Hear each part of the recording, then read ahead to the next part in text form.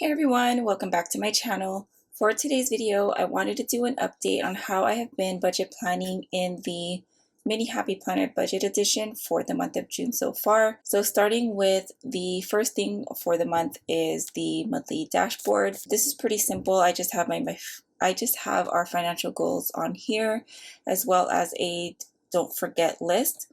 As for our financial goals, I have a couple things which are to stay within budget, increase our emergency fund by $1,500, pay off one of our credit cards, and update our credit card debt payoff plan. And while it is already mid-June, and if you've seen my recent video, you guys probably know that my husband and I had already paid off all of our credit card debt. We just had two remaining, so we finally went ahead and just paid that off. I can cross these two things off of the list. We will not be increasing our emergency fund for sure this month by $1,500. We will be saving a little bit, just not $1,500, since we decided to go ahead and just pay off these debts. And then as for our don't forget list, I have our hospital bill, ER bill, and a reminder to deposit our check from our insurance. So these already also have been taken care of as well. So yes, moving on to the calendar overview. What I have on here are our bills, which are highlighted in gray, paydays, which are highlighted in green. A couple of things going on this month. It was my father-in-law and cousin's birthday on the 3rd. We had our last day of school on the 11th. Father's Day is coming up on the 21st, as well as a few birthday celebrations towards the end of the month. And then on the side here, I have a couple notes for two of our budget categories, which are for groceries and the boys' activities. I do have two boys, so I want to make sure I stay on top of a list as far as the things I want to buy for crafts, experiments, outdoor activities.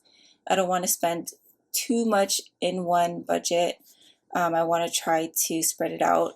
So I just wrote myself a note, and I do have an ongoing list that I'm going off of. And then for groceries, I kept a couple notes, which are to keep well stocked on food when we can. Since the stay-at-home order, we still sometimes it's hit or miss at the grocery store on whether or not we're able to stock up on staples. So whenever we do find something that has been on our list, we make sure to just get it. And also a note to increase our food budget for the summer and to always have a variety of fruits and snacks readily available, because my kids are very high energy and they're always hungry. So want to make sure we keep them well fed for the summer. So that is what we have going on for the month. So moving on to, this is where I feel like it gets a little bit interesting. Not gonna lie, I did stare at this, I worked on this for a while, because my mindset is totally set on budgeting bi-weekly. And as for the original layout for this budget planner, I feel like it's geared more towards budgeting for the month. So what I decided to do was just go ahead and do a monthly budget breakdown as well as a bi-weekly budget breakdown. And I just used some inserts that I had left over from last year. So before I get into the bi-weekly budget breakdown, let me first go over the monthly budget breakdown overview here. So I do have all of our bills. These are all our fixed bills from May 29th until June 25th. We did get paid on May 29th and June 12th, and those are the two paychecks that I am including for the month of June. I know it sounds weird. It sounds like maybe it doesn't make sense, because we do get paid again on June 26th, which would sound like it should be included for the month of June. But this is just how I've been breaking down all of our paychecks. I usually do two paychecks per month. Sometimes maybe once or twice a year I will do three paychecks in the month, which I have done recently, I think for March. But this is just how I'm doing it. So I do it according to paychecks. So, like I said, I do have all of our bills listed from May 29th to June 25th. So I decided to use this column here to list our budget amounts. And then I used this column here, instead of checking it off that it was paid, I went ahead and put the actual amounts that was taken out of our checking account. So that is what I did with that.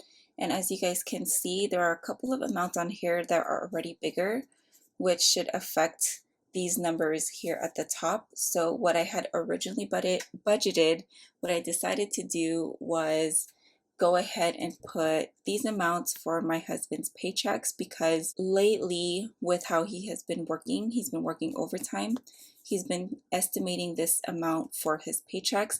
I will be going lower, or I will be budgeting lower in the next budget for July, because I'm going to try to budget a little bit more far ahead, and it's never guaranteed when he will be working these overtime hours. So I want to make sure that I under budget versus over budgeting. For the month, thankfully for us, this was his paycheck amounts, which gave us a total income of $6,000 minus our expenses, just our fixed expenses here, of $2,641, which leaves us with a remaining amount of $3,359 for the month, which is 2 paycheck periods, which to me is 4 weeks. So this remaining amount will go to variable spending as well as savings or paying down debt, which we did down here. What this doesn't include, however, are the income that we did receive from monetary gifts. It was my son's 7th birthday, so he did get some cash gifts, as well as income that I had transferred over from our savings account. And I believe we did deposit our insurance check as well to cover our medical bills. So let's go ahead and move on to our bi-weekly budget breakdown. I have 2 sheets here that I created. One is for the budget period from May 29th to June 11th. We did get paid on May 29th for this one. This budget has already been closed out. So I'm going to go over the most recent paycheck, which is, we did get paid June 12th. So this budget is for June 12th to June 25th. And then we get paid again on June 26th, which will count towards our July budget. So what I have included in this budget breakdown are an area for our income, our fixed bills, as well as our variable spending categories, and an area for savings and debt. So starting with our income, as you guys can see here, an area for our budget is blank, because I do like to put in my husband's actual paycheck amount, since he does find out the Wednesday before payday, which is Friday. I go ahead and just plug in the actual amount. But I do have all of our budgets done up until the end of the year in my Fudget app. So moving on to the bills section down here, I do have all of our bills listed, the date, the budget. Nothing has been due just yet or been taken out of our paycheck. Everything is on auto pay except for cell phone, I believe. And then I forgot to put the total over here, which I believe is like $3,200. Hang on. It's $32,205. So let me put that in really quickly. So that was our total amount.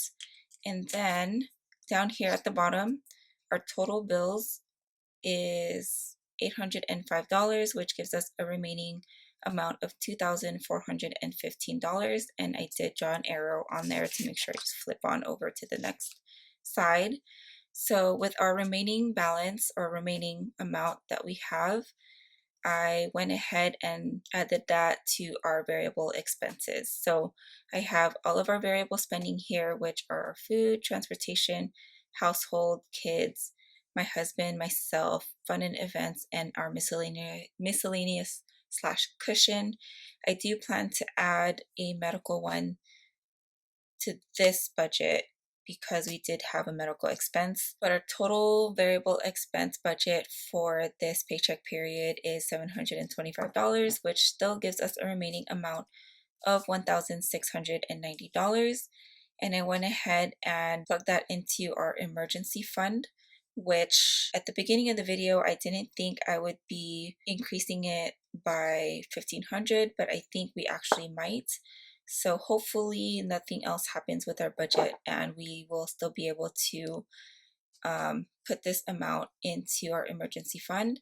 I also do want to make a big, not a big, but I do want to make an extra debt payment to one of my student loans. So I went ahead and took whatever leftover money that we had, and we are going to be putting it towards our emergency fund and to debt. So hopefully everything goes according to plan. And that is pretty much it for this bi-weekly budget. Oh, and I forgot to go over this section here. So this is the layout that it actually really comes in. So what it has on this side is a savings tracker, which we did put $555 on June 11th, which was our budget period on May 29th to June 11th. And then here on accounts and debts, I did use this as an area to write in the extra debt amounts or payments that we made. And then something that I always overlook, I did overlook it I think last month as well, was the challenge for the month, which is for this month is to save $25 each week this month so that we can have an extra $100 for the month. So this is the expense tracker that I have clearly whited out a few things on here. They did come with pre-printed category descriptions here. I went ahead and just whited it out.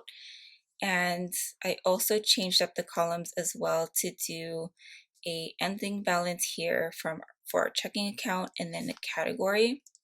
What it originally had was a need or want column.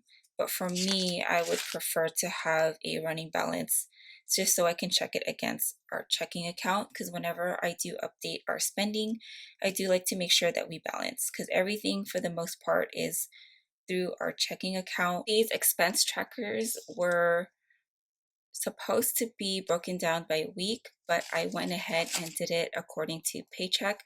So what I have written down up here are our bi-weekly budgets, which this one was from May 29th to June 11th. Same thing here and same thing here as well. So this was all of our expenses from May 29th to June 11th. I still haven't updated it from when we got paid on June 12th, which was on Friday. So I will be doing that soon. I don't know if I'm going to continue writing it here or continuing it on here, because I do have just this side and this side as well. Anyway, that is pretty much it for this video. Thank you guys so much for watching, and I will talk to you in the next one. Have a great day, guys. Bye.